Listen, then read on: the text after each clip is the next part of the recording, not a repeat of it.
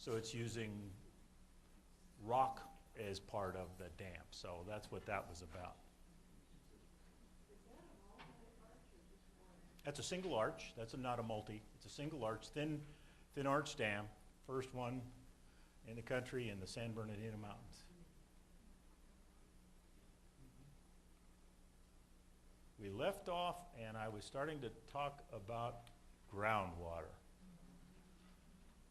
And it is still a hot topic as we speak today.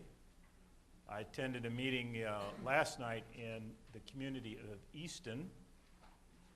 They have a dilemma. Most of them are on individual wells in that community. Lots, even though it's a community of about 1,200 people where Washington Union High is and Washington Colony Elementary. And several people have lost their wells. And it's because the water table has dropped. So now they're in a quandary. Do I spend $30,000 and have to put in a treatment system because they have natural uranium in the area for some reason? The geology is a little weird there. Then they also have nitrates and still have the legacy DBCP. So they're trying to figure out, should we rebuild our own wells? Should we go to build our own system locally? Or should we tie into the city of Fresno, who has a line that's only about half a mile away? But you talk about the political tension. It's about individuals wanting to be in control of their own destiny.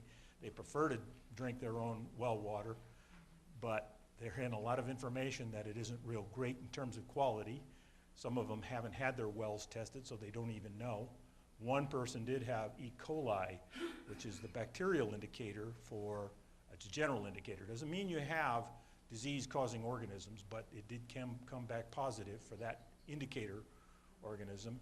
And so he is definitely looking to find a source and figuring out what to do with his well. So groundwater is extremely important to people from the standpoint that they like to control their own destiny. However, as we talked about in the very beginning, it is a shared resource. There's a tremendous misunderstanding about groundwater in that people think that they own the water underneath the land, and they do not.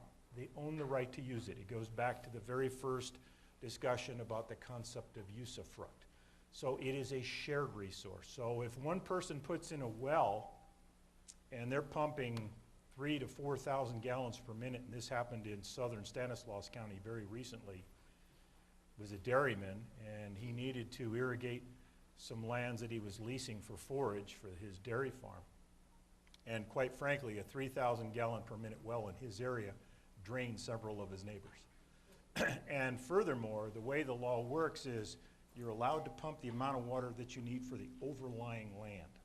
So if you only have a 60-acre parcel, but you're trying to irrigate 2,000 acres of forage for a dairy, he's legally only entitled to that amount of water overlying the land and share it with his neighbors in that particular area. When you go above the overlying right, you are appropriating the water, and you are junior in that particular case. Guess what? Most cities are junior appropriators in many instances. They don't own enough land to cover the extraction of the groundwater, and there was another case fairly recently, and they're still fighting it out in Selma. Selma has a private water company, Cal Water Service, I think is their name, or is it Cal-Am? I get the two confused. In any event, they provide the drinking water to the community of Selma, but private water companies don't have a little different duty. They don't have quite the capacity to participate in water management with other public agencies because they're regulated by the Public Utilities Commission. And every time they have to do something, they have to get approval from the Public Utility Commission. And what they can't do in many instances is participate in planning studies for replacing groundwater extracted. So they have to rely on somebody else to act as their agent.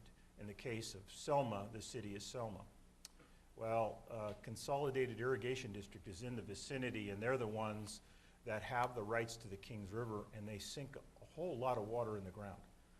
But because Selma was growing and extracting an appropriate or appropriative right amount of water rather than a true overlying right, Consolidated said, hey, you need to join with us, and join the recharge program and help us pay for basins or activities that'll get water in the ground to replace the water that you're extracting because you're impacting our farmers. Selma said, no. They hired an attorney. We're a municipal corporation. We can do what we want.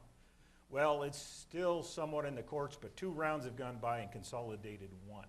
So the city of Selma, sorry if any of you are from Selma, but it seems as though you do need to participate effectively in groundwater management, even if you're a city, especially if somebody in your overall area is sinking their water into the ground, because not only then do the overlying users have the opportunity, but under California law, an irrigation district or entity sinks water into the ground, they have the right to recapture. So that's kind of a backdrop of why groundwater. Question? What about Visalia? Do you know anything about that? Visalia is another one that has a very large water company. I think it is Cal Water Service. And they are partnering with the city of Visalia. And the city of Visalia just completed an agreement with Tulare Irrigation District, which surrounds the city and goes out to the southwest. City of Visalia is building a new sewage treatment plant, rebuilding, I should say, and adding a very expensive process to get the water in such a condition that it'll have unlimited use by Tulare Irrigation District. They're building a pipeline to connect the sewer plant for the city of Visalia. Pipeline goes down south, ties into a major canal for the Tulare Irrigation District, and the farmers will be able to use the water. In exchange for that water, because it's never free, City of Visalia has extracted some water. They serve some areas, and Cal Water Service has extracted others. But the city of Visalia owns the wastewater. Once it becomes wastewater, the city can claim it. What that deal was is Tulare Irrigation District is going to give them wet year water or surplus water in certain locations in the city to recharge the underground. And so Visalia and Cal Water Service have an agreement to help finance it, and that's how they're going to mitigate what's going on in the city of Visalia. So those are the kinds of arrangements, and I'll talk a little bit more about it because that's called integrated regional water management. I mentioned earlier, many water people didn't talk to each other. They hated each other. There's always been disagreements. The Kings River is a perfect example. They fought for close to 100 years until they finally settle on what's called the Blue Book, and which is a way that they can organize themselves to redistribute the water behind Pine Flat Dam. And the dam made a world of difference as well, because it gave them the opportunity to control the water better. So,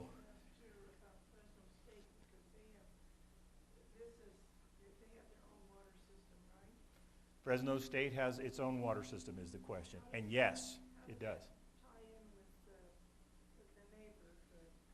Well, I'll show that to you. I'll show that question. That question will come up and when I show you a groundwater map here.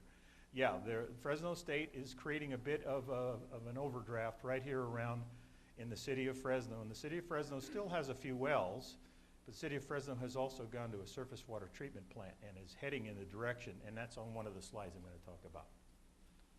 So these are the groundwater basins in California. It's a map done by the State Department of Water Resources. This is the Central Valley Aquifer System. And by system, I mean it's complicated. It's not just simple gravels and sands and clays. It's all of those things mixed together like somebody threw it in a blender. You just don't know what you're going to get. But what we do know is there are some very good materials that is a source, and also the recharge areas on the east side of the valley, because that's where the mountains put down a lot of sand, especially in the southern San Joaquin Valley. The Sierras are pure granite and put down a lot of sand. And so you drive in some areas and you will literally see sand dunes. Some of them have been reblown, like out in the Raisin City area, but in Consolidated Irrigation District that I just mentioned, you drive east of the city of Selma, and that old golf course that's out there, it's on sand dunes as well. It's been reformed by the streams going through. So those are the natural recharge areas in many instances, so we have to be very careful. A little more on that later. And then this is the distribution and how it's used. Most groundwater is used by agriculture. This is a brand new report that just came out. It's still under public review. It's the California Water Plant Update. The California Department of Water Resources renews the California Water Plan every few years, and this version just came out, and so it's revised numbers. So this is the 2005 to 2010 average. That's thousands of acre feet. And urban, it's very important for urban too, especially places like here in the San Joaquin Valley, because if we do have a dry year like we have this year, while they have made arrangements for some water to continue from the reservoirs, they still are going to be restricted to some degree, just the fact that there's just not enough water. So then we do go back on our groundwater system, and that's part of our ongoing issue with groundwater. And that is that we have been extracting it at an unsustainable rate for some time.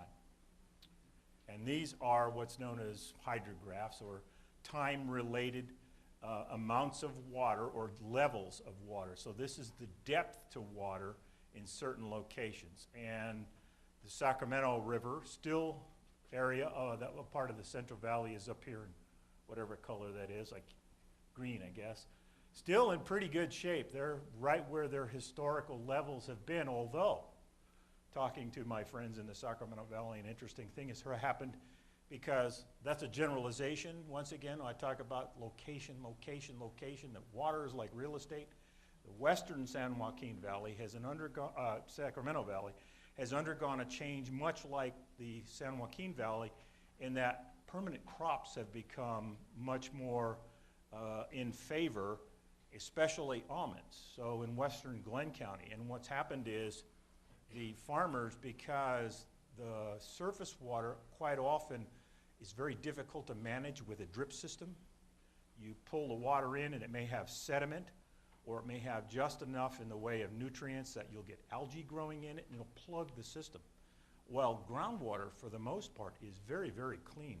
It doesn't have sunlight that hits it. It doesn't have suspended matter, because the natural formations and the screen and the material that they put around the well will screen everything out, and so it's very clear.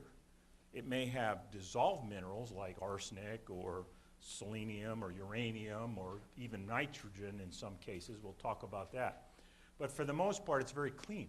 So there are people in the western Sacramento Valley that are now hooking their drip systems up to strictly groundwater, and the canal companies and irrigation districts are scratching their head, because all of a sudden they have more water, or not using their canal systems as much as they used to.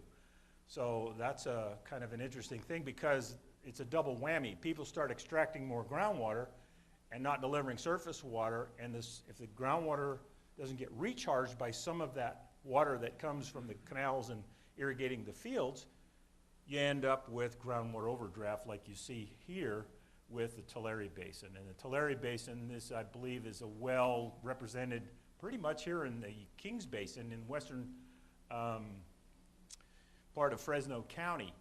And so we've had quite a drawdown of water. And now here's where I'm going to switch over, where technology and the Zoom and crash, boom, bang, neat stuff starts to pop up.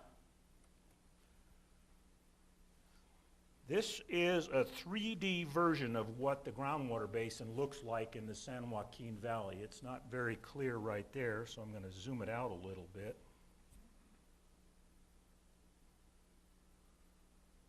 Now, I'm going to put the little thing on it, and I'm going to start twisting it.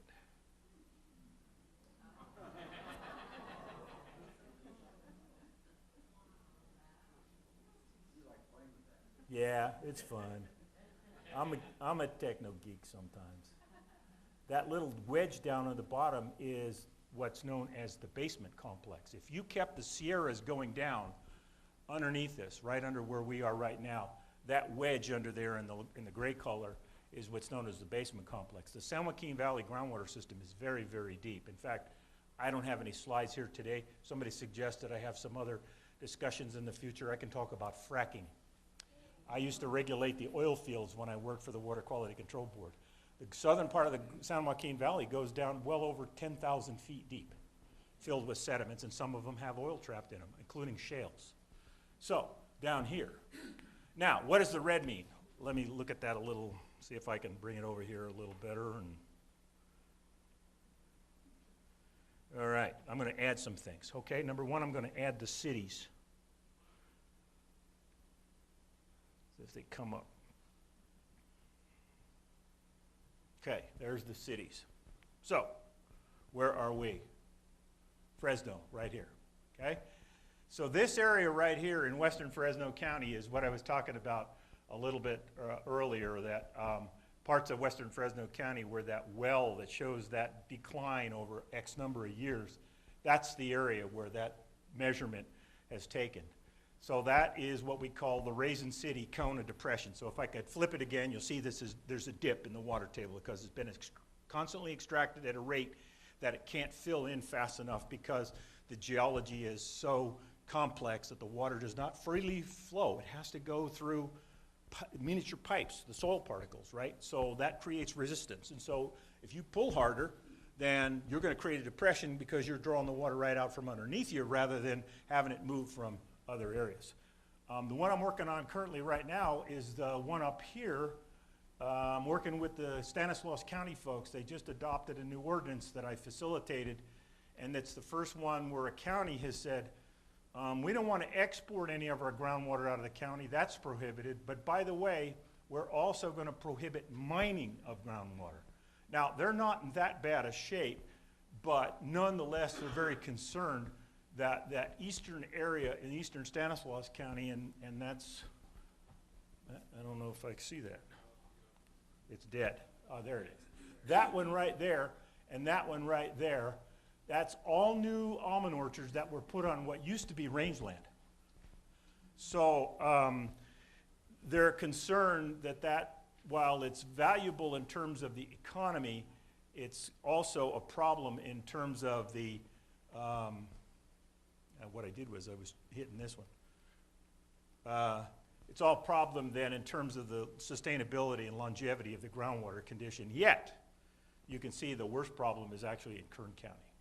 I can name the specific areas here that have been fairly successful. This is Arvin Edison Water Storage District out in the southeastern part of Kern County, and they are one of the best Friant contractors. They have some of the best supplies along with this area right here, Delano Early Mart Irrigation District, right straddling around the community of Delano on 99. Those two have very good surface water rights. They were the ones that paid up, they ponied up with their money to buy water from Friant. This down here, and a lot of this stuff on the west side, while it looks really great, that's the area where we have poor internal drainage or percolation near the surface. And we end up with water that is within 20 feet, in many cases, 5 feet in the worst situation, because when you irrigate it, it sits right on a clay, a very dense clay. And that's known as then as the drainage problem area. So don't be fooled. I should figure out another color. I'd like to do this in purple, but my GIS folks, they like a line. And nobody has been able to come up with a decent line where you can actually fill in that area with a different color. And even this area down here is known as Wheeler Ridge Maricopa Water Storage District. It's the ancient Kern Lake. And then this is Buena Vista Lake out here. And then you get up here, this is Tulare Lake all around Corcoran. And if you've been down through the valley, you can see that that was the ancient lake that drained, all of these rivers drained into. And it's very dense clay. In fact, they have no groundwater in some areas there either. It's almost all clay. It's so solid with clay you can't get any water out of it. Well, this is northern Kern in the Shafter-Wasco area, and they're down pretty far. But here's an interesting area I'm working now with these folks. This is Pleasant Valley Water District out in Coalinga. A little geologic anomaly. That basin right there is filled with rock. Granite mines it for gravel under the soil, and it's filled with rock down to several thousand feet. And yet, it did fill with water that ran off of the coast range, but it's fairly salty. Nonetheless, they're growing 8,000 acres of pistachios out there. Pistachios, turns out, are a fairly salt-tolerant plant. In fact, the extension pomologist from UC Davis visited Iran a number of years ago and found a pistachio tree. It wasn't doing very well, but it was growing right in a salt pan, which is where if it wet, dry, but dries a lot, the salts just literally show up as white powder sitting on the surface. I'm sure you've seen that around in some places. There was a tree living in it, so pistachios are fairly salt tolerant. So that's about 500 feet. This area is interesting. This one's in the news. You'll hear more about it if you keep an eye on things. This is the Terabella Highway 65 area. And that is water that is trapped, not connected to the Central Valley system, and literally drained out because it's what's known as fossil water, antique water, dinosaur water. It's trapped in there, and once you get it out, it's gone. Interestingly, that seems to be the condition also in the Las Vegas Valley. I don't know whether they've got much ability to recharge over there. Some limited ability. But if there's no connection between the water and the surface, the Ogallala is a lot like that in many places on the Front Range. So groundwater in many important irrigated and areas where people live, a lot depends then on the geology as to how long you have in the way of managing that resource. In some cases, it's just got a usable life, and once it's gone, it's gone. We're fortunate in the San Joaquin Valley because I mentioned these other areas up here. Maybe it's not on this one. I don't think I've got the recharge areas on this one. It's on the next slide, I think, or it was on the previous slide. But I'm going to add one more thing just to give you another perspective here. I'm actually going to add the surface elevation. So that's the ground, so that when I twist it, oops, it already went away. What happened there? The little, I left it over there too long. Boy, that's a small groundwater basin now.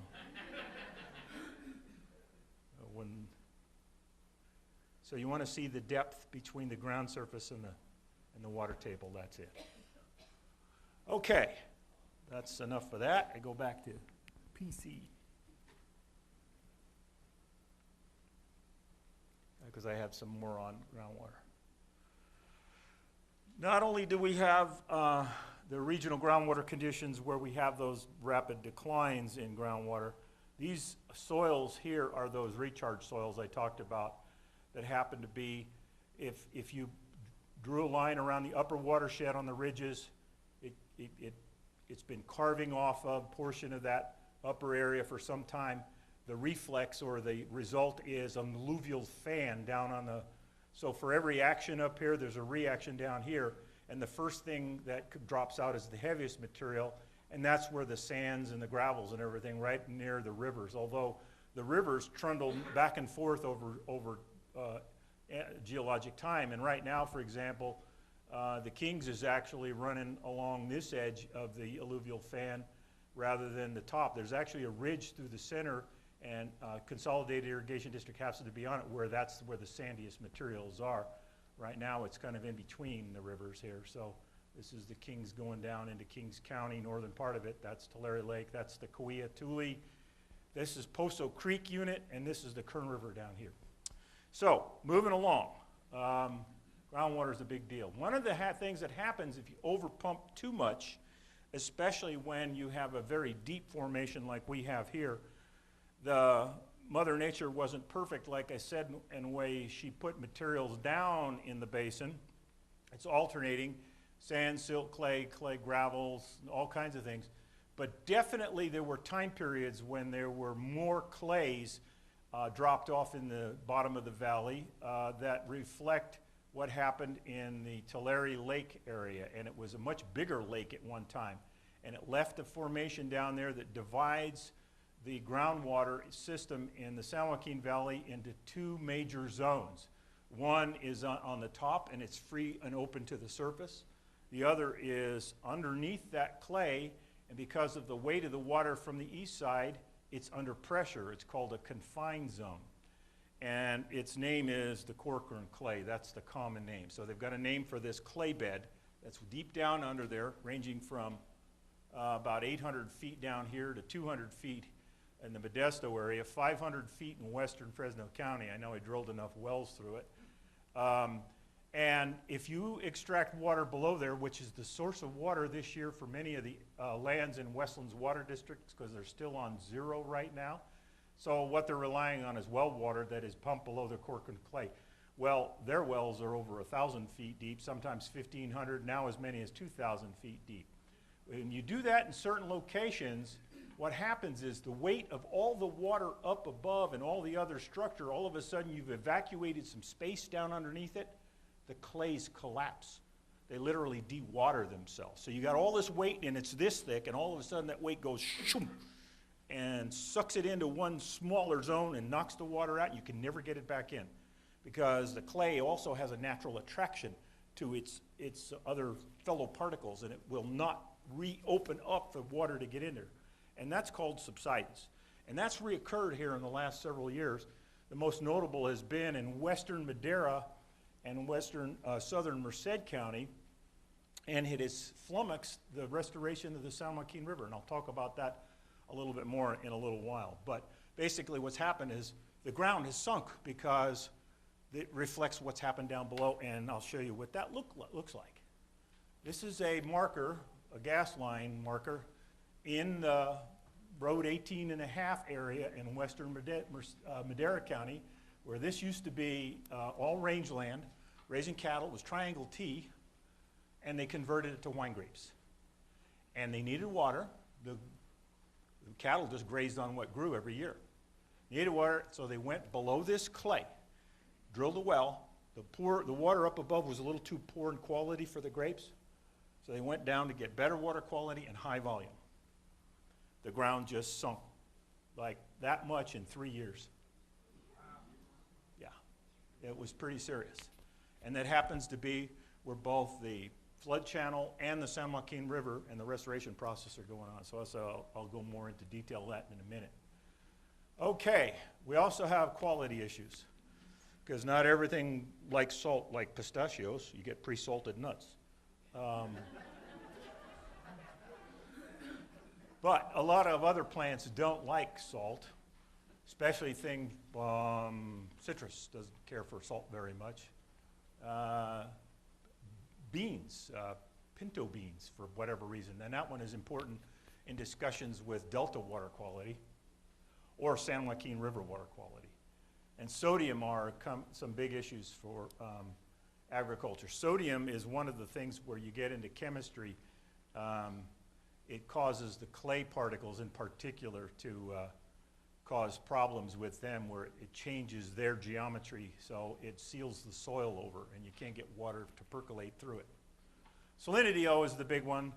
Drinking water regulations are one of the most difficult issues to deal with now.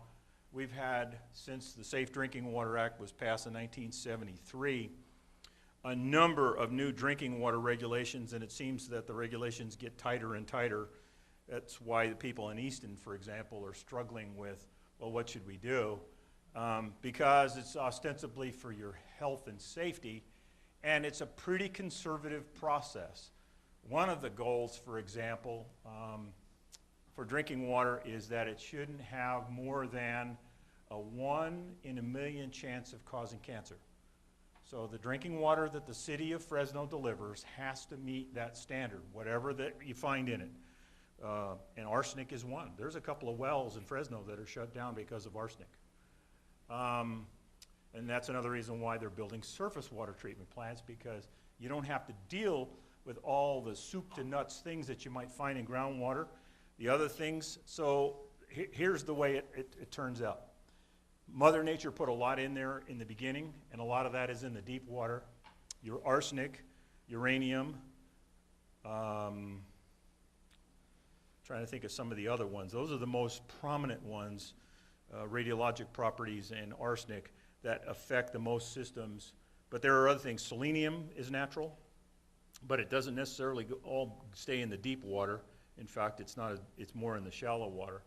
But in the shallow water, nitrogen percolates fairly easily, especially the formulations they use these days. And so it'll get into the shallow water. Pesticides. I drilled for DBCP all over the San Joaquin Valley in the early 1980s. And when we drilled, you take core samples as you're going down in these sandy soils, and the reason they needed the chemical was because the soils were droughty, because they couldn't hold water, the plants would get attacked. They were weakened by threadworms. So that chemical was very good at killing root nematodes in grapes and in peaches and others, and it flew right on down and went into this in groundwater. So the city of Clovis and Fresno sued Dow Chemical and Shell and others and won a big lawsuit. And a lot of the times when you drive around town and you'll see treatment units, they're right next to the well, you'll see tanks and other things. It's because they're still trying to clean up some of that material from the groundwater. And it's very expensive, and that's why we're going to surface water. We've had breakthroughs in design and treatment of surface water, and the water's so low in all the materials. Drinking water is usually somewhere around 250 to 500 parts, but you can go up to 1,000 without causing real problems, whereas the Sierra water is less than 50 parts salts. So 50 versus 250. Question. Safe Drinking Water Act. Federal Safe Drinking Water Act. It's federal. But California, the question was, what is it, the Safe Drinking Water Act? There is a California Safe Drinking Water Act, and it's a mirror image, except states can be more stringent, and they are in some cases. California has numbers. Right now, they're developing a new standard for chromium. Chromium is another one of these oddball chemicals. It comes in different conditions, so depending on whether it's an oxygen environment or a reduced environment. And that's the one that was made famous by the Aaron Brockovich movie. Down in Hinckley, PG&E paid up a lot of money to get rid of chromium down there. It used to be used as a chemical to help cooling towers keep their boards and slats and parts clean because they would plug up with algae very quickly. And so chrome was a fairly cheap chemical to keep algae from growing. And so it did get away in some cases, but it turns out it's also natural. It's all over the place. So you're going to hear more communities complain because they're going to have to deal with chromium in the next 5 years. Just came out with chromium. So drinking water systems now are really struggling in many instances. They either have to make the decision to treat the groundwater or they are going to surface water. And a lot of the big cities have made that transition over the last 20 years. This is arsenic occurrence in the Tulare Basin part of the San Joaquin Valley. And it's related to the Sierra. That area has dragged up and has minerals in it. And when it brought it down into the valley, like I showed on an earlier slide, it deposited it down deep as the valley was filling in. And it stayed in a chemical condition where if you left it alone, it was okay. But if you brought it to the surface, it changed in its chemical form and becomes an issue for drinking water. And that's what happened, and I had it in my community. They're just now figuring out a way to deal with it. They're going to blend some wells. They had a couple that were free of arsenic, and that was the community of Tranquility. And so they'll be able to do it by blending because they were already just barely above the drinking water standard, which is 10 parts per billion, and Tranquility was at 14. So they're going to get by. But others, like the community of Lanier in southern Fresno County, that little community had a very expensive reverse osmosis plant, one of those deals where you jam the water through an expensive piece of plastic, good water comes out on the other side, and then you get the waste stream is loaded with everything else, and you got to figure out a way to get rid of that, and that's very expensive. The energy cost is very high. Well, it turns out they were using the water for farming as well as for the houses. And when they started to get their water bills to pay back the arsenic treatment plant, they couldn't afford it. So the plant is shut down out in Lanier. They're now back to drinking the arsenic-laden water, and we don't know. The state's going to have to take some enforcement action at some point in time and say, you've got to come in compliance. But arsenic is a big deal in the southern San Joaquin Valley and other parts of the country. Nevada has a problem. Makes sense. It's got some of the same rock and formations as California. So, nitrates. Nitrates, the one big issue with nitrogen is when it comes in nitrate form, there's a particular disease that is limited to small infants. It's called blue baby syndrome. Methemoglobinemia is the name of it. It impedes the ability of a young one to take in oxygen in their bloodstream. And that is the reason then for setting a nitrogen or nitrate standard. And yet we live in an area that's filled with agriculture and uses a lot of nitrogen.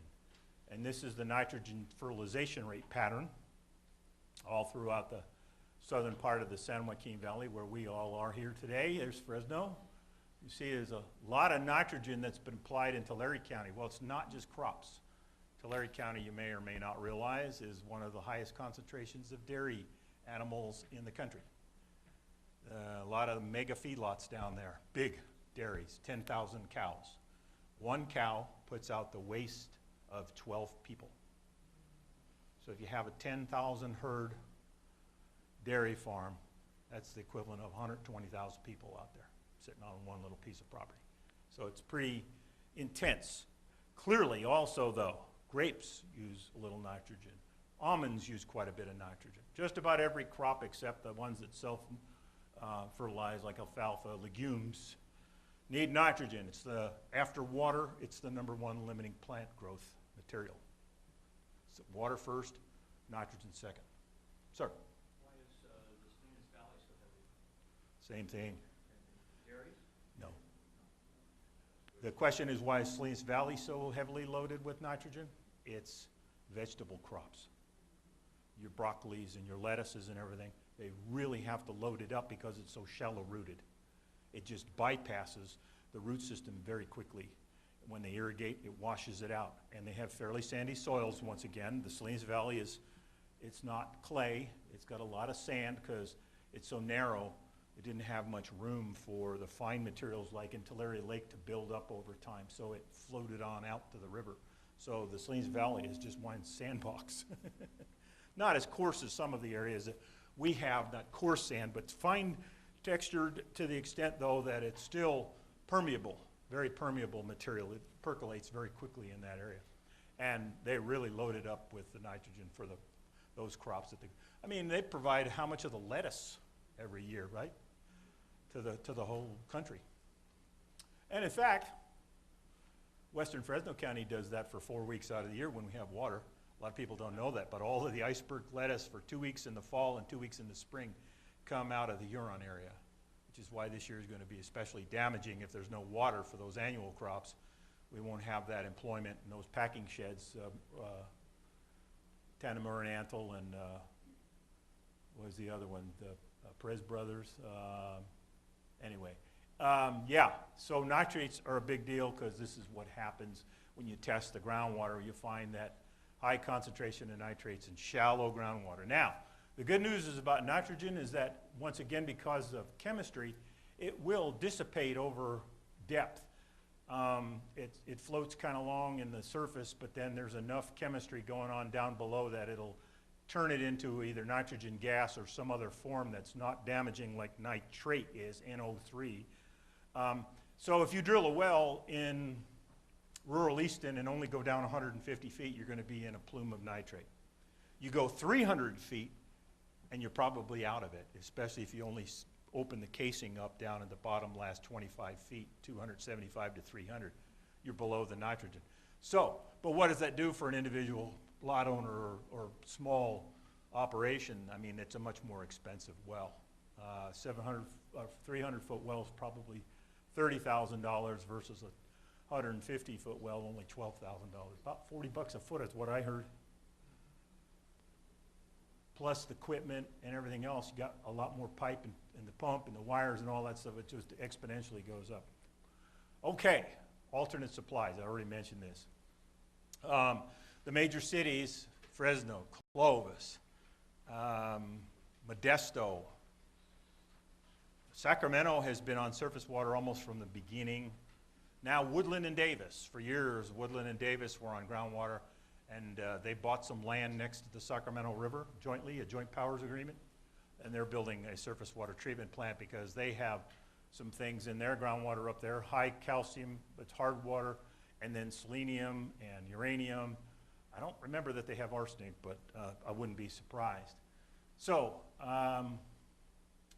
it's groundwater pumping and treatment, though, that makes it expensive these days.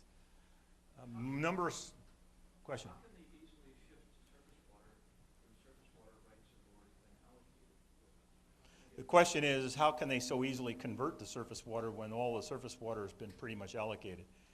There's a couple of things that have happened. In some cases, the irrigation districts de-annex the area that goes part of a city. But smart city leaders a number of years ago figured out that that was a pretty valuable piece of the property, the water right to a piece of a property. And so Clovis and Fresno, for example, when they de-annex from Fresno ID, they keep the water. So they were able to obtain both Kings River water, and the city of Fresno did sign a contract with the United States Bureau of Reclamation for 60,000 acre feet when the Friant project was being built for a very specific reason, and that is that they claimed water rights to the San Joaquin River, and they went to court, and the city of Fresno lost. The permit went to the Bureau of Reclamation. So as a backup, they said, well, okay, then we'll be a customer. And what they had been doing for all the years since they signed the contract is they've been using that water from the Bureau of Reclamation in the ponds around the airport. Leaky Acres, you've been by there? That's a famous project out there, recharges the groundwater. But then they've been wasting some of the water. They couldn't use all of it right away. They didn't have enough area to percolate in the ground. But they were smart then with FID in that as the land became part of the city, some of us are still in FID. You pay an FID tax, even though you're in the city. So even FID got smart and said, well, we can't keep losing all this source of income, because they use the land as their source of income, because they don't bill based on water deliveries. FID based on assessments. So you get all the water that you want in wet years in very little amount, but the price is established based on the assessment adopted by their board of directors, not on the volumetric amount of water that you use. So the short answer is that a lot of places in the state then, the cities were pretty smart and were able to either make a deal with the federal government or the state government for surface water, because the state held it in trust for everybody, and if there was surplus water especially, or they purchased land that had rights. And the case of Woodland and Davis, for example, was a huge ranch in the old Yolo bypass that they bought, and so it had really good riparian water rights because it was right next to the Sacramento River. So that happens every once in a while too. There's not that many big blocks of land around, but so they kind of fell into it a little bit. But it's usually that they had some foresight to figure out that we needed to hang on to the water rights in many instances. Okay. Planned recharge. The problem that we have these days, it was the Glenn County case I mentioned. When farmers decide they don't want to take the surface water, it's an inconvenience when they're trying to run a precision water application system. You have to understand that the design of these systems these days is to give the plant the right amount of water at the right time. It's got to be constant almost in some cases, where you're dripping it on, dripping it on, dripping it on to keep the plant happy. You can't wait in between for the rotation that you might get some water from the your irrigation district, even though you do have that entitlement to that particular water. You might not, you can't wait.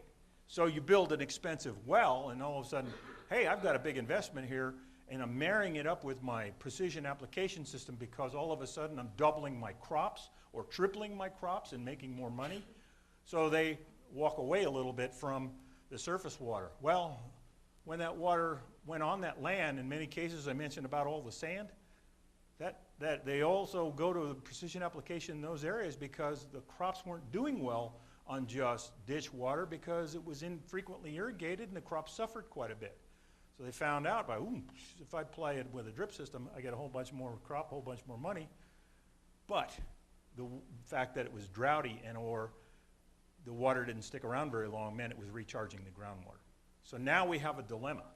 We don't have the farmers applying the water that they used to recharge the underground with the water that flew right on down by.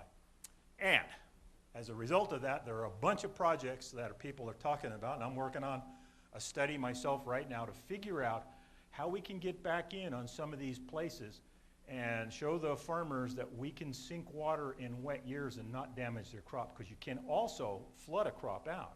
Hypoxia is the #1 problem, which is just like us in an airplane with no oxygen. You can't breathe very well. Plants need to breathe as well. Hypoxia is the lack of oxygen in the root zone. So if you flood them at the wrong place at the wrong time.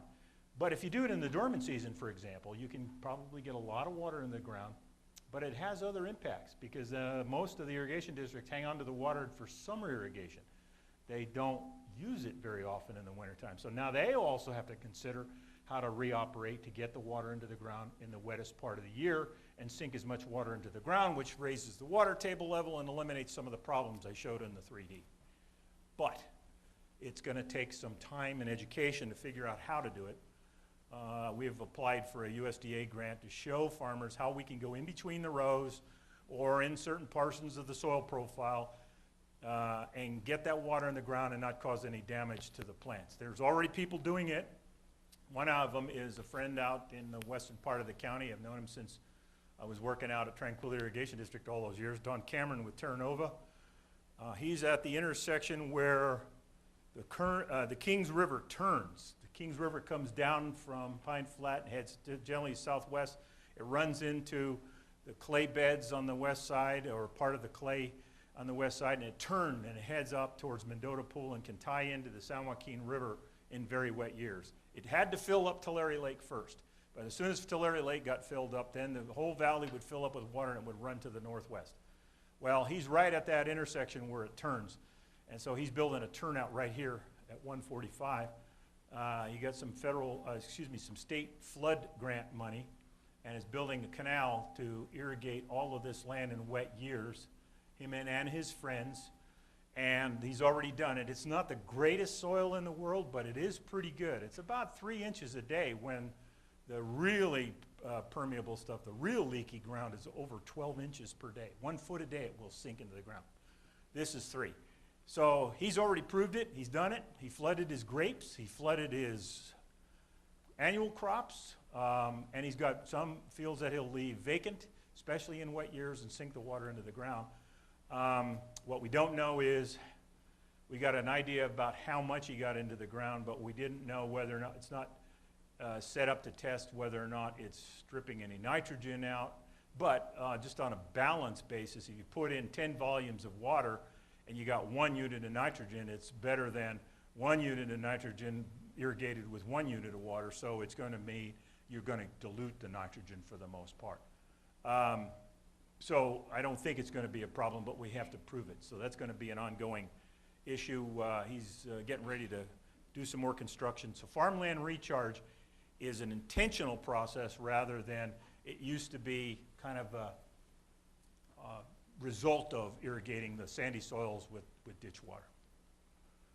So we're at the end of the discussion about all of the major water, how do I do that?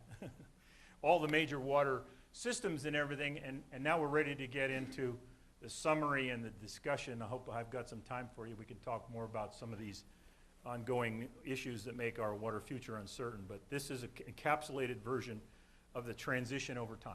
Question? Were you going to talk about the Fresno groundwater recharge all basins? You know, that is another specific subject. I mentioned Leaky Acres, but the other organization that I think you're referring to is the fact that Fresno Metropolitan Flood Control District operates conjunctively with Fresno Irrigation District and the City of Fresno, by the way. City of Fresno turns water into the Metropolitan Flood Control District basins as well. And that is all part of improving the groundwater supply for sustainability. It does both things I mentioned. Not only does it bring the water levels up, but it also dilutes chemicals because it is high-quality Sierra water that's sinking down into the ground. So it is part of the City of Fresno, for example's plan, as well as Metropolitan Flood Control, to use those basins wherever they can. Now, do all of them percolate well? No. Some are just temporary, and they just move the water on down to the next, until they can get it to a place where it really will percolate very well. But that is part of the Metropolitan water agencies. There's actually a group, and it's kind of a mini integrated plan is what I call it, where they have all discussed this and figured out that they need to do this. Because a lot of places, stormwater goes right out into the rivers or right out into the ocean. Big arguments in Southern California, big deal right now. They're trying to figure out how to reuse it because they keep getting hammered by the Water Quality Control Board for letting trash and bacteria get out to the beaches. And they've paved most of the Southern California area. You've seen the Los Angeles River? What is it? Concrete. Fresno recapture, I attended a presentation, and it was like 98%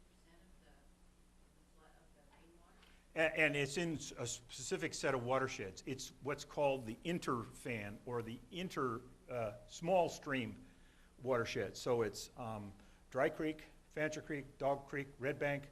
Those are in between the two big rivers, right? And so that water used to funnel in between those two and funnel. Where did it go? I mentioned that on the first time. Fresno, city of Fresno, downtown got flooded year in and year out because those little streams didn't have anywhere to go but right through that area. Well, now they've all been checked and tied into the FID system, tied into the Fresno Metropolitan Flood Control System, and we've eliminated that flooding in the community of Fresno. You're right. I mean, it's been a great system. It's renowned worldwide. We're one of the few areas that have such a complex stormwater capture and recharge system. Question? Do you ever pump water to recharge it, or is it all just for It's, we pump water, inject it under pressure in a well. It's complicated because if you have anything in there at all, fine material or chemistry, if you have one type of water down underneath, suppose it's got a little more sodium and a little more chloride and a little more sulfate, and you're trying to bring down in a water that has calcium and magnesium, what happens is calcium and magnesium has a stronger attraction to the other parts of the sodium will stay okay, but it'll form salts, and it plugs wells up. So it's very expensive, high energy. Now, can it be done? Yes. Do we have some recharge wells? We do have some here in Fresno. In fact, they're next to, in some places, next to the canal, where the canal will actually have a pipe that leaks down over there and goes into those sandy areas and will deep percolate into the groundwater to get more added recharge. But because either farmland recharge or basin recharge is actually still less expensive because of the maintenance issue and all these other things, it's not quite as high up on the scale of techniques that are cost effective. So it depends on where you are once again and all the other little nuances like chemistry. So here we are in the 2000s. We had a pretty westward ho attitude. In the early 1900s, we had Big Creek and water development for hydro. And then in the 1960s through 70s, 80s, 90s, a lot of legislation that brought us to the era of environmental priorities. Oops, we made a mistake. We took too much water out of the system. And here we are today. So that is called the era of conflict. And that's where we still are. And so what are the uncertain water future issues then? One is an increasing population. I know it slowed down a little bit during the recession, but my intelligence says that it's going to turn around again, and I've already talked to some Southern California folks, and housing developments that were cold, really almost dead in the water during the recession, are back in front and ready to go again. So Southern California is ready for another growth spurt. They need more houses. It's overcrowded. To their credit, they've done all of the work in expanding their population on the same amount of water they had in the 1970s. They have not expanded that portfolio. They've only done it locally. But at some point in time, they're going to reach the limit of all of their local opportunities, whether it's recycling or restoration of their groundwater basins, that some of them got pretty darn polluted and emptied. They're going to run out of water, and so there will be pressure to the north and to the east. Question, sir? I believe a few years ago that Tejon Ranch was restricted or... Tejon Ranch?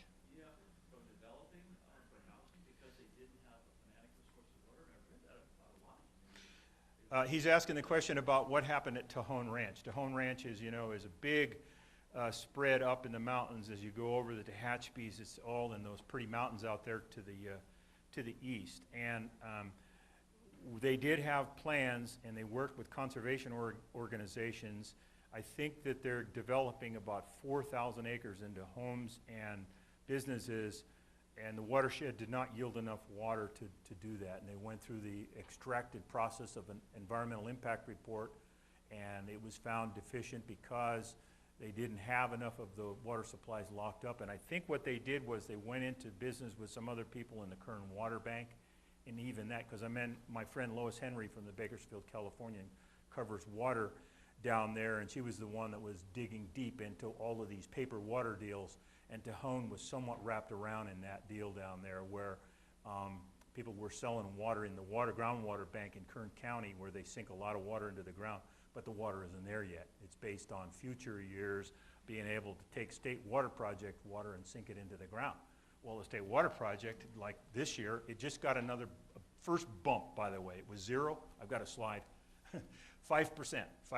So Southern California contract that we first showed, 1.2 million acre feet that they're going to get 5% of that. So the short answer is Tejon finally worked it all out, figured out how to get enough water, cobbled it together, and it's fully approved, and I believe that their process. And I think the big deal was the other 30,000 acres or 35,000 acres, all in conservation perpetuity. So whether it was the habitat for condors or whatever, all of the good stuff for the environment was protected. So it's only the real developable stuff that's going to go into houses and business. So that's part of the increasing population, though. You're right. That's where some of it's going to move. And it's going to spill over into Bakersfield. It already did in the early 2000s. That's where a lot of the growth was coming from. People were driving over to Tehachapi. So, but we're going to grow ourselves. The San Joaquin Valley is not immune from that. We had a good growth spurt a number of years ago, and Clovis is 100,000, Fresno's 500,000. When I came here, it was 140,000, I think, or 70,000 something.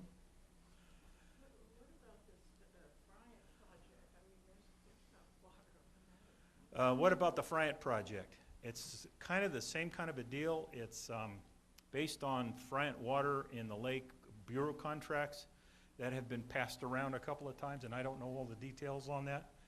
But evidently, they've been able to pass muster. Not all of them, though. There was one on the other side of the river, the Kesterson project in Madera County went under because they did not have things arranged completely. So that one got turned down by the Madera County Board of Supervisors. But the Bryant area is a corridor that's been planned for now for some time, and I don't know the answer as to whether or not they have enough water. Between recycling and some contract water that I think that they've got, I just don't know.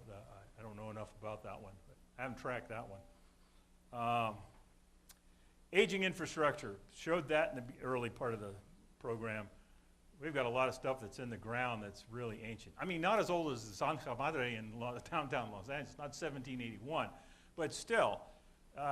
Fresno, for example, Martin Kieran will tell you that there are still pipes and parts in the ground that are 90 years old in Fresno, and at the end of its usable life, it's just waiting for a chance to fail.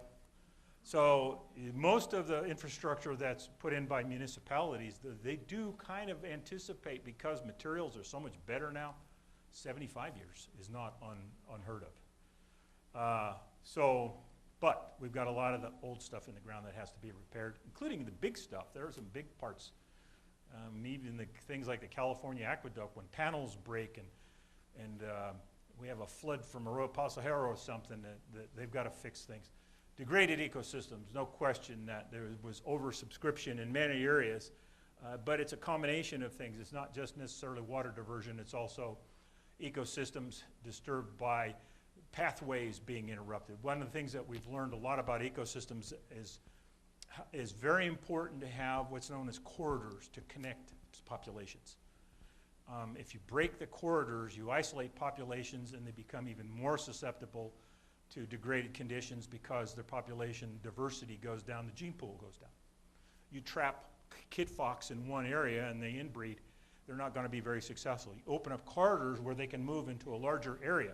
You don't necessarily mean to take all the human things out of the way, you just have to have logical corridors that connect places better. And one of the things that we're working on here, even in Fresno County, is making sure that, well, San Joaquin River has the Parkway Trust and the Conservation Agency, and then out to Mendota Pool. We've got some plans along Old Fresno Slough, which is, the remnants of it are still out there, reconnecting those areas and getting them all the way connected then up through Arroyo Pasajero out to the Western Hills. Now, not all species migrate that far. Some of them do stay very, very local. But there are a lot, especially the high-end predators. A lot of them used to, well, in the high-end browsers like tule elk and everything, they roamed quite a distance. But anyway, by having the things connected, we can improve ecosystems tremendously. Conflict, there's no question we're in conflict. Stanislaus County I'm working on right now is a good example. Those big wells have gone in up above, and some people that live in that area for a long time that were in the ranching and range business or just lived in a rural community, lost their wells. Around Denair, they lost their wells from large wells going in. That kind of conflict is very personal. And then the conflict at the high end is how do we envision what we're going to be when we grow up, where some people live off the conflict itself.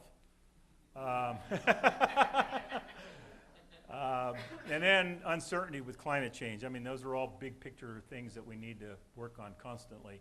And then, of course, this is the thing. We've been overdrafting groundwater. That's the bottom line on this one. We've been making up the lack of surface water because of variability, one of the early slides I have, by pumping groundwater. And that is going to be a major problem for us because we're just going to suck that groundwater dry and lose our savings account. So there's a meeting next week of the County Board of Supervisors to discuss the groundwater issue with them. I'm going to talk about the Stanislaus case, what that county has decided to do. But people are very concerned that the state may get into the groundwater regulation business. But what I hear from the state people is that we're going to give you every chance. We're going to go to the 90th percentile, let you get it. But if you don't get there, then we're going to put backstops in and we will take over. So it's a local issue and it can be locally managed, but you're going to have to actually get it done. Question? I was wondering, with respect to this overdraft and the land subsidence issue, was it a matter of not having the knowledge about the risk of land subsidence, or I realize that's a risk, but I've got to water my crops?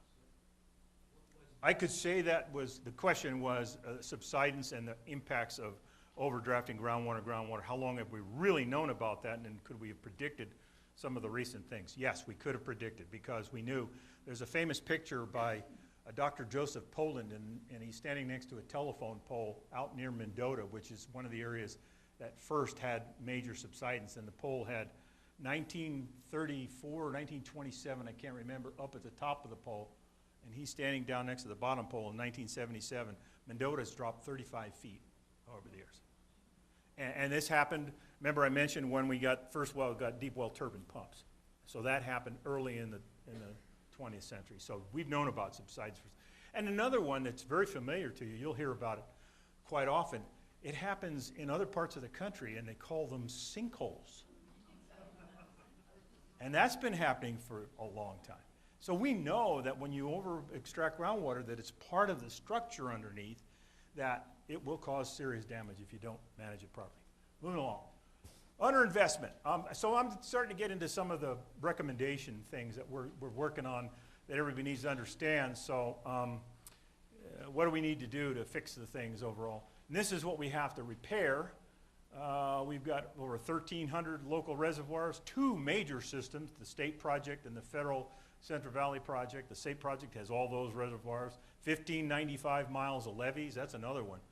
I mentioned Jones Tract early on. The Delta is very susceptible to levee failure. CVP, 20 dams and river, power plants, 500 major canal miles. So lots of stuff to fix. And if you want to use a case study about what happens when you change things. Australia was in a mega drought a few years ago. It's since turned around. They've had some fairly significant wet years. But there's a part of Australia, eastern Australia, called the Murray-Darling. It's actually the backside of the mountain range that Sydney sits on the east coast, and there's a range of mountains right behind them. It's the other side of the range. That's the Murray-Darling Valley. And what they did was the government made a policy change, and they decided to give the water to the farmers to sell. Instead of farming it, they created a market for water. So rather than the state still owning the water, they literally just gave it to the farmers to sell.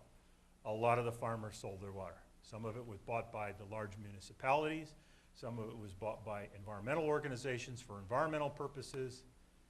But it cut the agricultural output by 30%. 70% is still there, hanging on.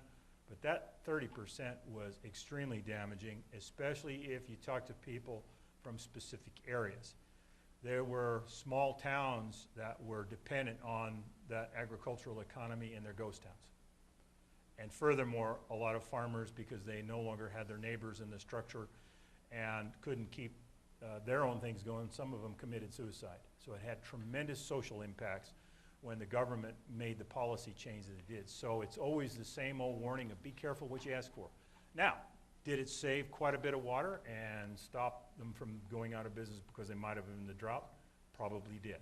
So there was both sides that benefited in some respects, but this is what the estimate was. The negative impact on the economy was a $500 billion hit.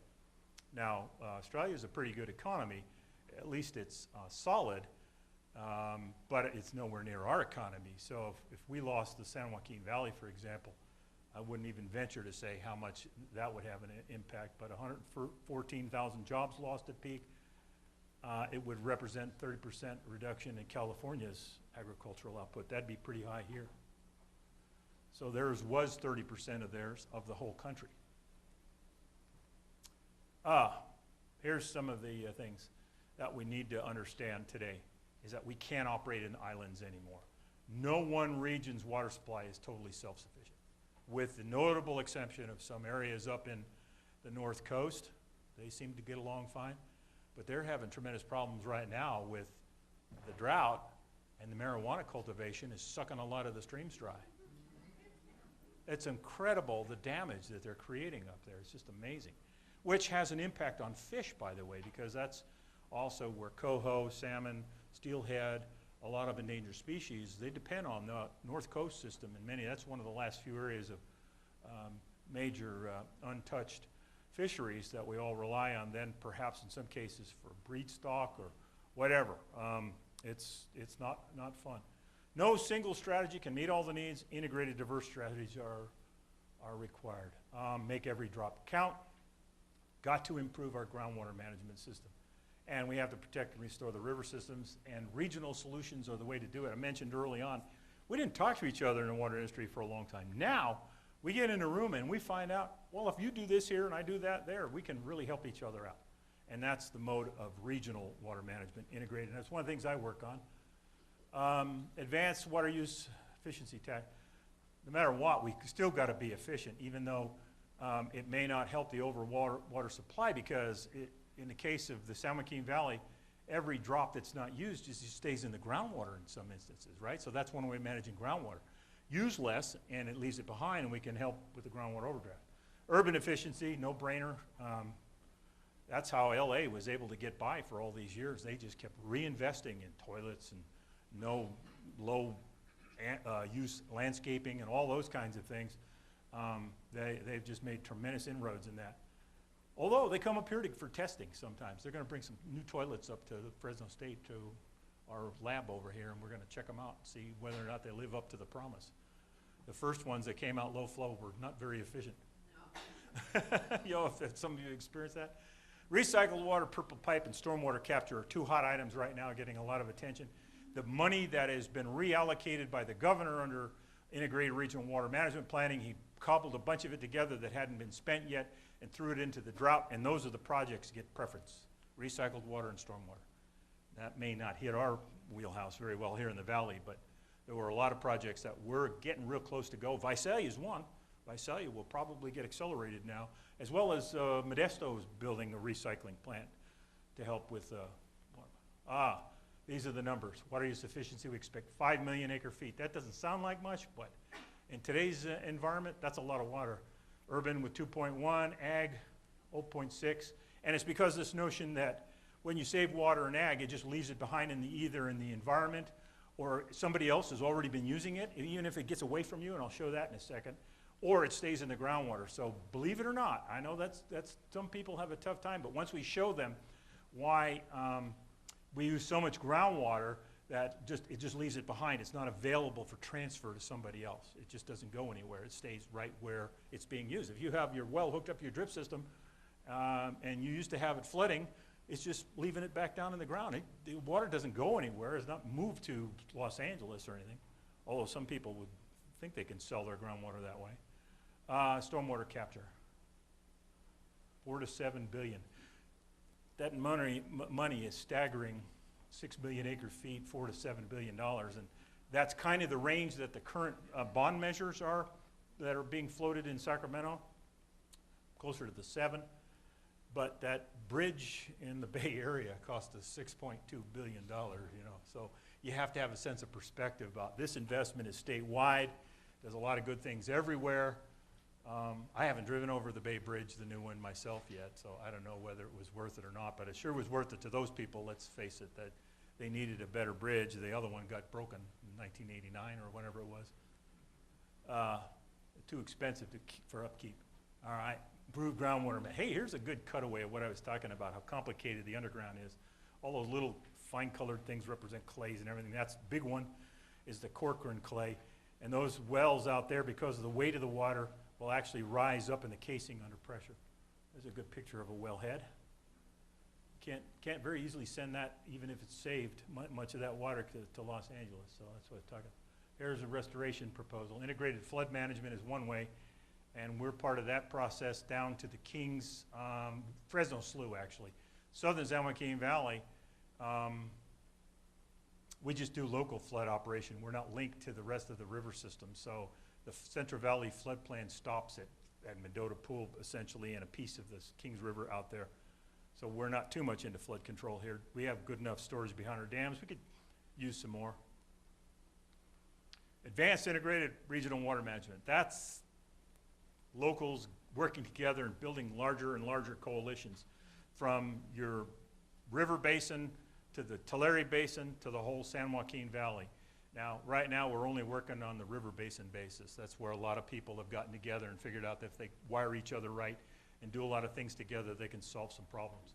Next will be the whole basin. Tulare Basin has got a group that's working on things together, but hasn't come up with much in the way of projects yet.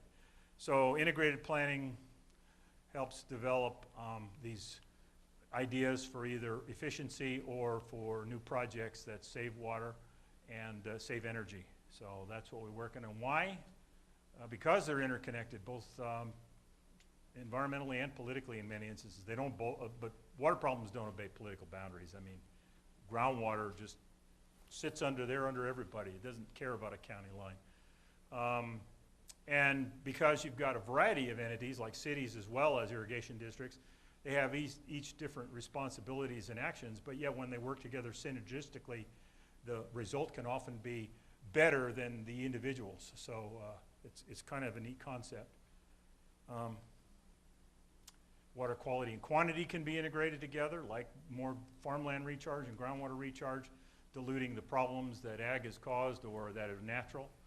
Demand management, supply enhancement, working together, we figure out, well, if you satisfy this demand this year and maybe next year it'll be my turn, that kind of thing can happen. Beneficial uses can be managed better. So there's a whole bunch of benefits of this, and so these are the kinds of people that participate, and we're sitting right in here in the Kings Forum, Upper Kings River, and so if you haven't heard about that process, they advertise. It's managed by Kings River Conservation District, Dave Worth and his crew, and they're doing a real fine job. They have been the most successful in the entire state in obtaining grants for water management projects. They've hit every time. Every time there's been an announcement of a funding cycle, they've gotten some projects, including things like putting meters in Kerman on their drinking water system, Backman Water Company, a private water company, recharge basins by Consolidated Irrigation District and Alta Irrigation District. A bunch of things have happened very good locally as a result of integrated regional planning of people working together. Contemporary issues, water use efficiency, the river, Bay Delta, some of the same stuff we've already had some background on. This just emphasizes the fact that there's not much new water available by ag water use efficiency. It stays in the groundwater, and we've got to fix that. So we make investments in ag water use efficiency, and it helps solve that problem. But if we did change current water use patterns, it can affect third parties. And this is a crazy slide, but what it means is this. First guy gets a water right, and he puts a lot of water on, and he's growing alfalfa. Some of it gets off the end of the field, runs into a ditch, and goes into the river. The next guy down below picks up a lot of that water, and he uses it. And then he might have a situation where some of his runs off and gets into the river, and the next guy picks it up. The bottom line is that both the environment and other water users may be dependent on some inefficiencies. And it has become so dependent over time that if this guy cut it all off and went to 100% efficiency and sold the excess water to Los Angeles, the environment would crash. And the most well-known example of that, quite frankly, is the San Joaquin River. The San Joaquin River is dependent in many instances and many times on return flows from and coming from inefficiency of water use by ag and others. So it's one of those things where, yeah, be careful what you ask for. And that's why it's important to understand every case. There's no question that if a district is 100% groundwater, they should be going to the most efficient systems possible. There's no reason for somebody pumping groundwater to let it run off their property. We did a paper on this. It's on our website. I'm co-authored with Dr. Zoldowski and Pete Canessa. San Joaquin River. I worked on the San Joaquin River on behalf of the exchange contractors because there's two components to it. The first part was, it was a settlement agreement. Environmental organizations went to court and said, you destroyed a river, and under the Fish and Game Code, you were supposed to mitigate the impacts on fish, and you didn't do that. And the court said, you're right. You did not mitigate for the loss of habitat of the fish. Even though the San Joaquin River dried up on its own in certain year types, it didn't always support a fishery. But when it did, it was a pretty good one. Spring run salmon would come up in the very wet years and go up above Millerton and get into the cool water and stay there, and then spawn, and the offspring would come out later in the year and run down. However, one could argue, is that the best way to get something solved? And I would argue that perhaps not. A settlement means that there's probably winners and losers, but it got the idea across that we needed to do a better job, and so it kind of set the tone in many respects. Other rivers, quite frankly, had already settled. In fact, came under their own volition, came to the conclusion they needed to do something. And a good example is the Kings. I don't know if you know or not, but the Kings conserves water down in the bottom of Pine Flat to keep it cold for a world-class trout fishery around Piedra, down below the dam. And they did that all on their own. They did not have any court settlement. They did not have any environmental organization sue them. They did it on their own. Well, the Friant guys, because the Friant unit just does not develop enough water for everybody, they fought it a little harder, and they saw the handwriting on the wall, and the court was about ready to make a final ruling. Judge Carlton in Sacramento was agreeing with everything that the environmental community said, so they did settle. And they settled for a certain amount of flow in certain times based on the year type. So if it's a wet year, water would have gone out anyway, a whole bunch of water. If it's a dry year, it commits a certain amount of water no matter what. Then came along the law, because the interesting thing is that the settlement was just between the plaintiffs and the defendants, and the plaintiffs were the environmental groups, and the defendants were the Friant unit. But there's third parties involved here. When you restore a river or you run water down a river where it hadn't been running for a long time, that river's changed.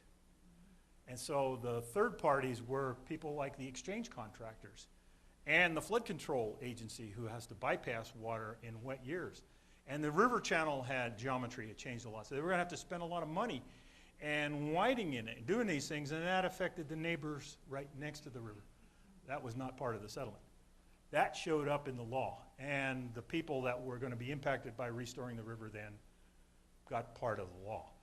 And that's why there has been this little back and forth, and why we've got a temporary reprieve this year. But there was a lot of studies then done on how to redo the river to make it safe for the salmon to get all the way out. And it involved dealing with the neighbors, including a lot of technical studies where we drilled wells and things to see what happened when the water flowed out of the river, because it used to leak. It leaked down a gravelly ford. In fact, it recharged the groundwater. When the Bryant project was built, Fresno County and Madera County lost water, because most of the water went down south, whereas they used to get the water that leaked out of the river. There's a couple of Frank contractors here in Fresno County, and one of them is obviously the city of Fresno I mentioned, but then there were three or four irrigation districts that also got water. Orange Cove, International and Garfield, and Fresno ID had a little piece of class 2 as well. So, but for the most part, our water comes from the Kings. The law said you got to fix this river, but you got to handle the third-party impacts. Well, guess what happened when we got that subsidence out there? It's just flummoxed the whole thing. Because now the land is sinking, and in fact, the project involves structures that were going to protect the third parties, the landowners, and the water districts. Well, how do you design for a structure when the ground is moving? So that's what stalled the whole restoration project now. You've seen stuff in the paper. Well, why are we spending all this money? Because you cannot build something. All of a sudden, it's in a hole instead of where the elevation we're supposed to be to carry the water for the people that we're going to try and take it out of there. So the San Joaquin River settlement and restoration process is in a state of chaos right now until we figure out what to do with the groundwater overdraft in western Madera and Merced County, and what to do with the drought in terms of supplying the water to move the little baby spring run that they brought down here. They know they imprinted them on the river and they're going to haul them out, but that's where we are today, is that the whole process is in a state of chaos because they were supposed to build all these projects and improve the channel and change the plant species and everything like that, and they can't do it with a river that's sinking. Moving along, Bay Delta. 2009 law said we have co-equal goals: water supply reliability and a restored biological diverse delta. Man, that's a tough one. I don't know how you can work for two masters like that, but they're doing it. A friend of mine's on the Stewardship Council. They're figuring it out. They're learning a lot more about the Delta through the Delta Stewardship Council. The science is moving along. We've got the co-equal goals. One of the features of the design is the infamous Delta tunnels. A lot of people misunderstand the tunnels. It's designed to move a certain amount of water, 9,000 cubic feet per second, 18,000 acre feet a day. But the real value that the Delta tunnels has is because the diversion is closer to the city of Sacramento instead of where the pumps are right now in the south part of the Delta. What the pumps do, I mentioned early on, is they suck in a lot of salt. And that salt is then has to be managed both here in the valley, we're already salty, and we're importing more salt. And then in Southern California, the salt and the Delta peat soils that redissolve like tea, it can actually make your water brown. That has simple chemicals in it that when you add chlorine to it have cancer-causing properties. They're called chloramines and bromoforms. They're chemicals that when you have to treat in the water treatment process, although LA, like a lot of areas, is also, and Fresno is going to ozone, less of a chance. So the Delta tunnels, by moving it close to Sacramento, get Sierra and Klamath or Cascade water that's less than 100 parts instead of 250 to 750 parts in the Delta. So Los Angeles can use less of the water and blend it with Colorado River water, so it has a water quality benefit. They don't have to treat it as hard with harsh chemicals and create cancer-causing things. And when the Delta water comes down into the valley through the tunnels, we're importing a whole lot less salt and can get into salt balance if that water got here. So Delta tunnels, very controversial. Bypass the Delta. You have to figure out how to serve the Delta needs and know and understand how the Delta works for both indigenous species and then the migratory, the fish that move back and forth from the ocean like the salmon. And one of the things that we know is that under natural conditions, the Delta was also very cloudy. The water is very turbid, and that helps with some of the local fish being able to hide. And running water through the Delta all the time from the Sacramento River clears it up, and so they can be preyed on easier because the other predatory fish can see them. So there's a whole bunch of reasons to know and learn, understand a lot more about the Delta biology and the physical situation up there before we come to any rash decision about no or no-go or yes on Delta tunnels. So stay tuned. Very important subject. It's something to keep your eye on. Current drought is historic. No question about it. We've had now, this is probably one of the fourth driest year. And actually they got more water up to the north. We have stayed very dry, and it resulted in zero allocation a bunch of places. And this is why no precip during the latter part of, well, whole calendar year for that matter. several years is where this data is from, and this is the resulting allocations. The west side, 0, Kern County, 0, now at 5%, just happened last few days. 0 for the northern part of the Front Union in Madera County, and 0 for the Front, because they have not come up to a decision. While they announced state water project at 5%, and Sacramento Valley contractors, settlement rights holders, get their 75%, the exchange contractors at 40 still, and they haven't made an announcement yet. At 40, they have the right to call on the Frant water out of the dam, and that keeps the Frant unit at 0. If they get water from the Delta and get them up to 75%, that will free water in the Frant unit. 25 to 30 of the local watersheds, like the Kings, 30 to 35 up in the Stanislaus and the San Joaquin Valley watershed.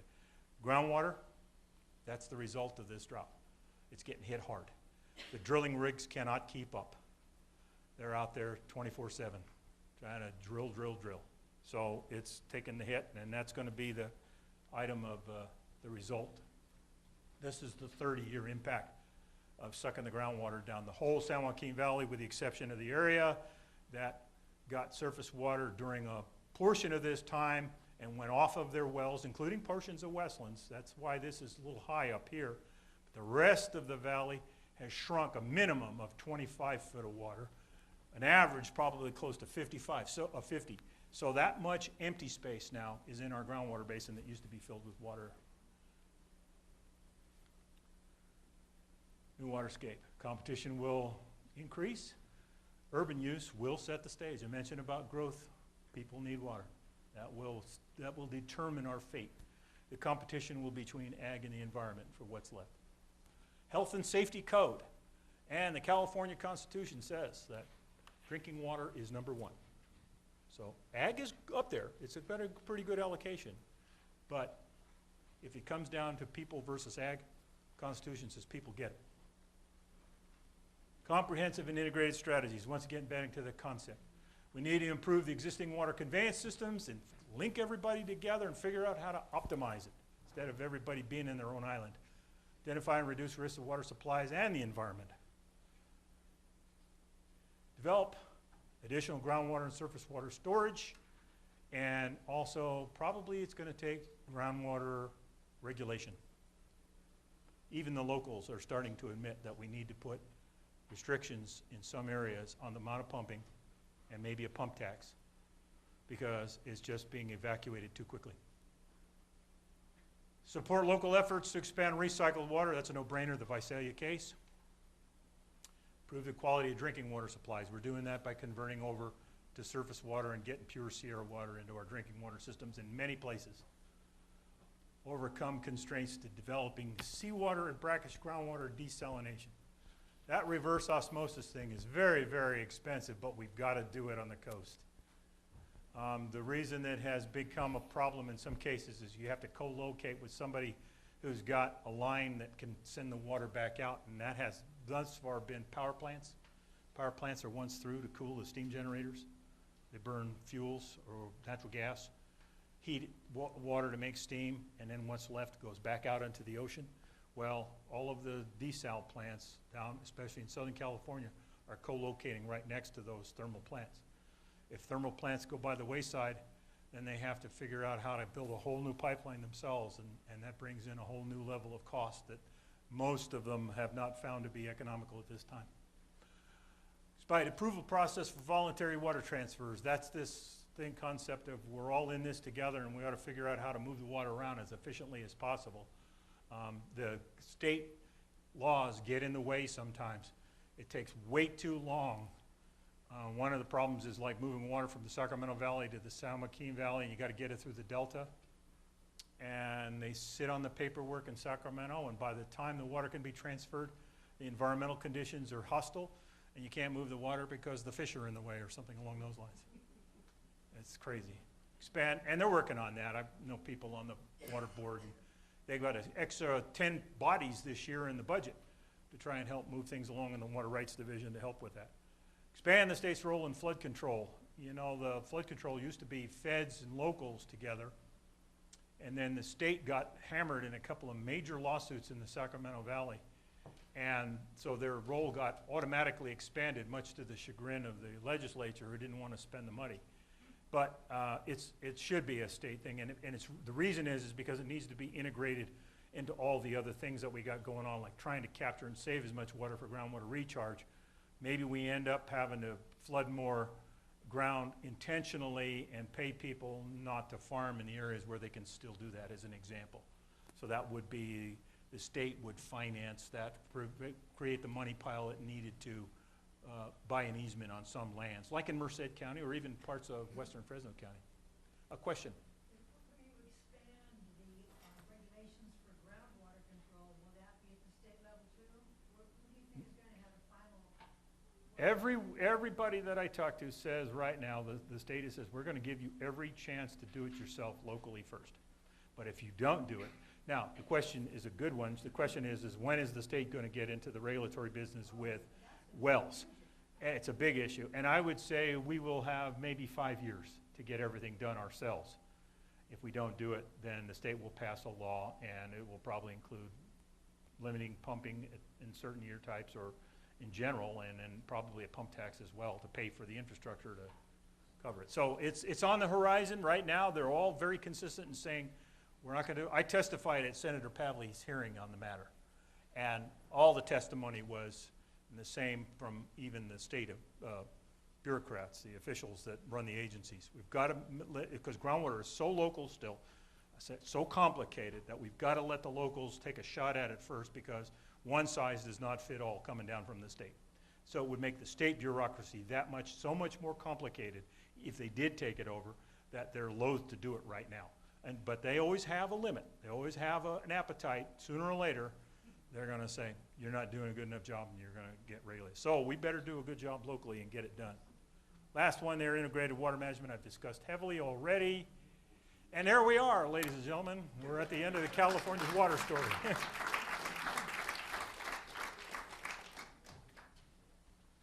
Yes, sir. You probably covered it earlier, but I don't remember. How did Kern Water District get rights to Bryant Water? They stepped up to the plate. The question was, how did Kern County and a lot of the Kern County water districts down there get so much access to San Joaquin River water? When the United States passed the legislation that created the Central Valley Project, one of the requirements was that you'd have to have somebody sign the dotted line to buy the water before they built the project. So they had to have enough contracts signed of people that were willing to step up and buy it before they would get going. Well, guess who stepped up? The people who had the least amount of water and could pay a little bit more for it, and a lot of them were down in southern Tulare and Kern County. They stepped up, paid for it, and they got the best contracts. Everybody else was still doing, oh, okay, well, we might want to. Yeah, we need it for groundwater recharge in some years. They signed what's known as Class 2 contracts. So the first 800,000 acre feet, which was what the project was designed to deliver, went to the people who signed the top tier contracts. A lot of that water went to Kern County. The second batch was flood water or extra water for groundwater recharge, and a lot of people signed on for that. To their credit, Madera got a good contract. They have a pretty good Class 1 contract. But nobody in Fresno County did. They're all in Tulare and Kern, and not much in Kings either. Kings relies mostly on the smaller rivers. So Kern was the net beneficiary. You're absolutely right. Yeah. I hear a lot from agriculture about water being wasted that flows to the ocean. And it's hard for me to believe that they don't think that rivers should go to the ocean. So I'm thinking maybe they're talking about the storm surges and the extra water that, you know, like in a big storm. But can you clarify It's that? both of those. It is both. In general, I had a beginning slide. 76% of the water that does come from the San Joaquin and Sacramento rivers does go out to the ocean. But whether or not you can capture it all is one thing, because once again, you get into the notion that it's averages we're talking about. And so it gets back to this year type thing. So what we're really talking about is exactly the second part that you talked about, and that is on the pulses. Can we capture and operate the pumps more often when the salinity level is way out to the west, and harvest that water off? And that is the future of water supply in California. Less pumping in dry years when the salty water has an opportunity to move up and keep that from happening within reason, because there are, like I said, some species thrive on that type of water. It makes their habitat better. So understanding how to harvest it in wet years at a higher rate and less in other years so that you match the environmental conditions with the water conditions. And so it's very easy for people to say, oh, we let too much go out to the ocean, when it's a lot more complicated than that, is the bottom line again. What's the federal government's idea about the San Joaquin Valley? You know what? We get mixed messages, and I'll tell you why. The federal government is headquartered in Washington, D.C. And I think we all know and understand that politics in D.C. is dominated by the East Coast. So unless you have somebody who's really, really good at communicating and horse trading from the West and knows how to make sure that California's interests are properly dealt with, not one side or the other, but I would call middle of the road, we don't get a fair shake very often at all. Having said that, if you look over time, it's been the pendulum. For a long time, water development was number one, and environment took over, and now that's dominated for a while. But now we need leaders who are pretty much conversant in all of the issues, and that's hard to find. And so a lot of it has to do with how we groom our leaders in the future. Having said that, I'm a little long in the tooth for that kind of level of work now. Having said that, I do work fairly closely with some of Washington types. And the Water Institute has a reputation here. We have people come through quite often that are either about to get elected and want to get elected or have been elected. I talked to Meg Whitman. I talked to Lieutenant Governor Gavin Newsom during the last election cycle. So the people are aware that there's good information out there, and that's what they're constantly seeking. If they want to be successful in office and help the San Joaquin Valley, they clearly need to know water. So the message is, be careful how you vote. Train your elective representatives well so that they make the right decisions wherever they come from. And I'm back to a simple question now. It's about Fresno State water, because, you know, there's a lot of water use here. We're working on it. And you know, because I live in the neighborhood and I'm worried about it. We're replumbing right now as we speak. She's asking the question, well, what about Fresno State? And we've talked about that internally a lot. We have to, you know, talk the talk, well, you got to walk the walk. And we're walking the walk. We're making a tremendous investment. There are 2 wells on campus that were not good enough for drinking water. One had too much entrained air and sediment, and so it wouldn't pass the drinking water regulations, and so it's being converted with a pipe to go out to the north. And another one had high nitrates. So rather than putting that into the system here for the campus use on the landscape and in the buildings, it's being rerouted to ag. And we're putting in all new irrigation systems out there with a couple of notable exceptions. Corn will probably still take surface irrigation. But we're going to try drip tape on a couple of places with corn too. That sugar beet is actually called energy beets. They don't make sugar. That's energy beets. That's out where I am.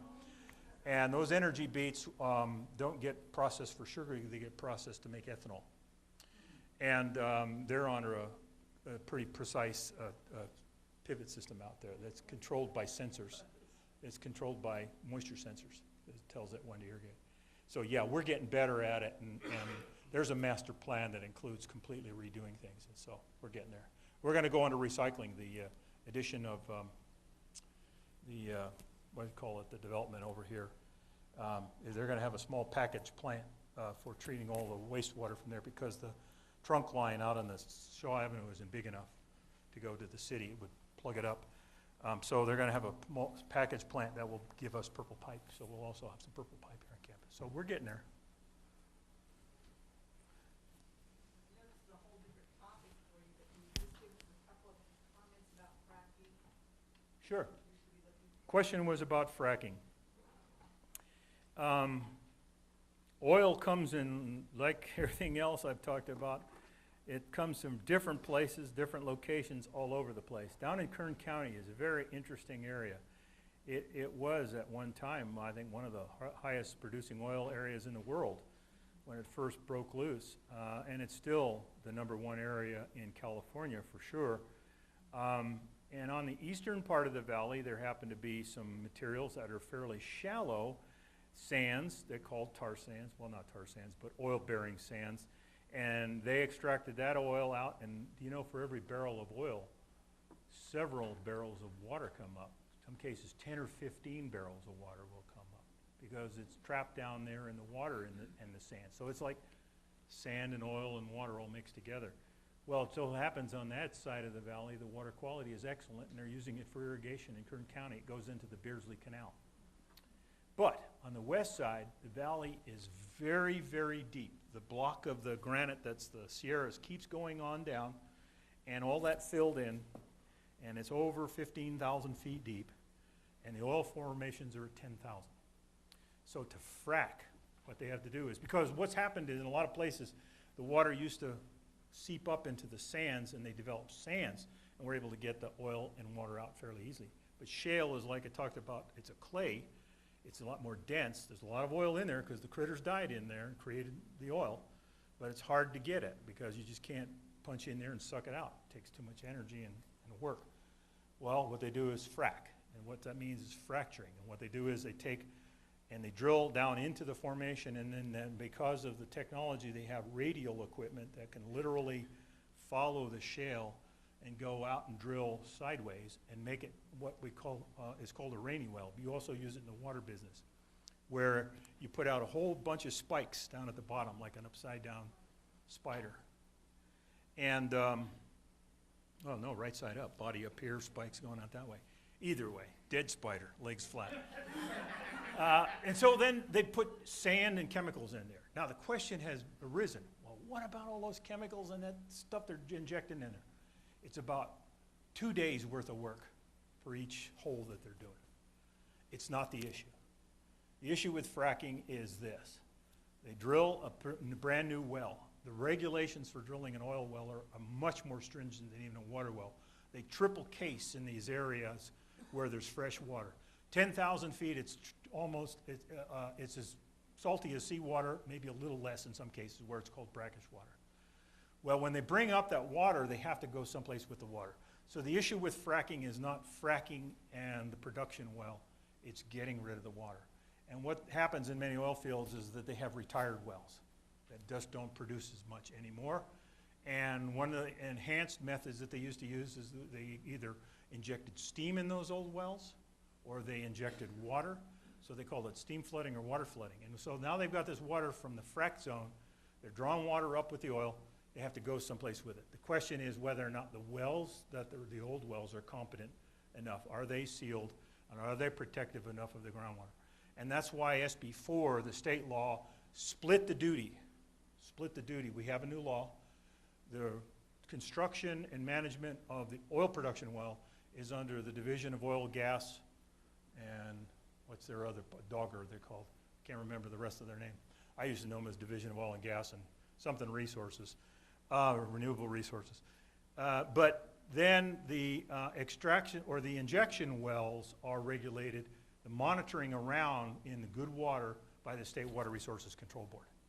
So we've got a dual system here now, and they're writing their regulations right now. So I'm fairly confident that in the circumstances I know in Kern County that there's not that much usable water out there anyway. All the way up to the top is pretty salty. There was some, and it doesn't stop it from migrating to the east if it was saturated, and they used to use ponds, frankly. I regulated their ponds, and it would move laterally and go to the east and potentially reach fresh water.